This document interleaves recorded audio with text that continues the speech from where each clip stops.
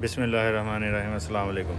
ਉਹ ਮੇਰੇ ਭਰਾ ਨੇ ਵੀਡੀਓ ਬਣਾਈ ਹੈ ਨਾ ਮੇਰੇ ਤਾਇਆ ਅੱਬੂ ਦੇ ਨਾਲ। ਅਸੀਂ ਵੱਡਾ ਅੱਬਾ ਆਨੇ ਆ ਪੰਜਾਬੀ 'ਚ, ਤੇ ਤਾਇਆ ਅੱਬੂ ਨੂੰ ਆਂਦੇ ਨੇ ਕਿ ਮੌਲਵੀ ਨੂੰ ਸਲਾਮ ਦਿਓ। ਤੇ ਮੈਂ ਕਿਹਾ ਮੈਨੂੰ ਸਾਰੇ ਮੌਲਵੀ ਆਂਦੇ ਨੇ ਘਰ 'ਚ, ਤੇ ਕੁਛ ਬੰਦੇ ਮੈਨੂੰ ਆਂਦੇ ਨੇ ਤੂੰ ਕਾਵਦਾਨੀ ਹੈ। ਇਹ ਭਰਾ ਨੇ ਕਮੈਂਟ ਕੀਤਾ ਸੀ ਜੇ ਤੂੰ ਇਹਨਾਂ ਦਾ ਨਾਂ ਵੀ ਲਈਏ ਨਾ ਤੇ ਉਹ ਬਲਾਕ ਕਰ ਦਿੰਦੇ ਨੇ ਕਿ ਤੁਸੀਂ ਨਫ਼ਰਤ ਕਰ ਰਹੇ ਹੋ। ਇੰਨਾ ਉਹਨਾਂ ਦਾ ਕੰਟਰੋਲ ਹੈ, ਔਰ ਉਹਨਾਂ ਦੇ ਜਿਹੜੇ ਅੱਬੂ ਨੇ ਉਹਨਾਂ ਦਾ ਕੰਟਰੋਲ ਹੈ। ਕਹਿੰਦਾ ਜੇ ਤੂੰ ਨਹੀਂ ਕਾਵਦਾਨੀ ਤੇ ਲਾਨੀ ਆ ਬੋਲ ਕੇ ਹਜ਼ਰਤ ਮੁਹੰਮਦ ਸੱਲੱਲਾਹੁ अलैहि वसल्लम ਅੱਲਾ ਦੇ ਆਖਰੀ ਨਬੀ ਨੇ, ਰਸੂਲ ਨੇ, ਤੇ ਕਾਦੀਆਨੀ ਛਾਪਰ ਨੇ, ਤੇ ਛਾਪਰ ਰਹਿਣਗੇ।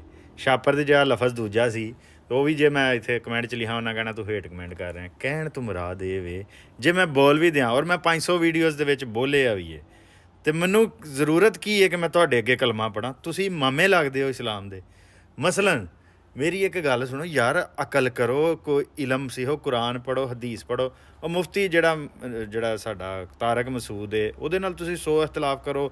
ਕਰਬਲਾ ਦੇ ਮਾਮਲੇ 'ਚ, ਹਜ਼ਰਤ ਇਮਾਮ ਹੁਸੈਨ ਦੇ ਮਾਮਲੇ 'ਚ ਉਹ ਚਵਲਾ ਮਾਰਦਾ, ਉਹਨੂੰ ਨਾ ਕੋਈ ਇਲਮ ਹੈ ਨਾ ਅਕਲ ਹੈ, ਠੀਕ ਹੈ। ਇਸ ਮਾਮਲੇ 'ਚ ਉਹਨੇ ਇੱਕ ਗਲਤ ਗੱਲ ਕਰ ਛੜੀ ਹੈ, ਲੇਕਿਨ ਉਹ ਤਾਂ ਹੈ ਤੇ ਮੁਸਲਮਾਨ ਹੈ ਨਾ, ਦੀਨ ਦਾ ਕੁਰਾਨ ਦਾ ਇੱਕ ਆਲਮ ਹੈ।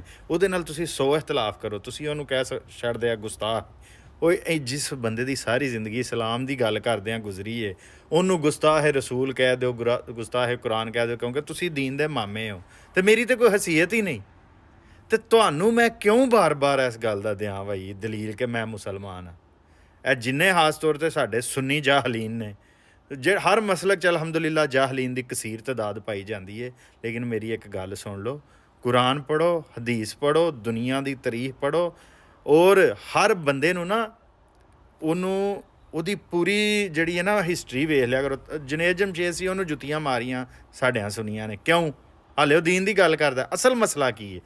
ਹੁਣ ਡਾਕਟਰ ਜ਼ਾਕਿਰ ਨਾਇਕ ਆਇਆ, ਸੁਨੀਆਂ ਨੇ ਸਮਾਨ ਸਿਰ 'ਤੇ ਚੁੱਕੇ ਆ।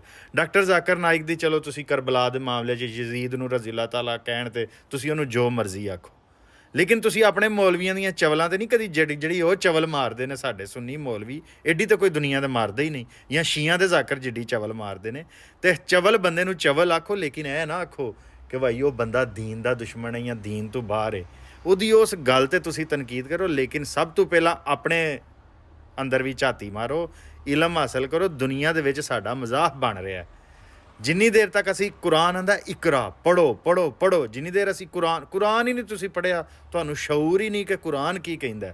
ਤੁਸੀਂ ਆਪਣੀ ਗੁਫ਼ਤਗੂ ਦੇ ਵਿੱਚ ਕੁਰਾਨ ਪਾਕ ਸ਼ਾਮਲ ਕਰੋ, ਤੇ ਹਰ ਬੰਦੇ ਦੇ ਉੱਤੇ ਝੂਠੇ ਇਲਜ਼ਾਮ ਨਾ ਲਾਇਆ ਕਰੋ। ਬੰਦਿਆਂ ਦੀ ਗੱਲ ਗਲਤ ਹੋ ਸਕਦੀ ਹੈ, ਬੰਦੇ ਵੀ ਗਲਤ ਹੋ ਸਕਦੇ ਨੇ, ਲੇਕਿਨ ਨਾ ਤਾਂ ਇਸਲਾਮ ਦੇ ਦੁਸ਼ਮਣ ਹੁੰਦੇ ਨੇ, ਨਾ ਉਹ ਦੀਨ ਦੇ, ਨਾ ਉਹ ਪਾਕਿਸਤਾਨ ਦੇ। ਅਕਲ ਕਰੋ।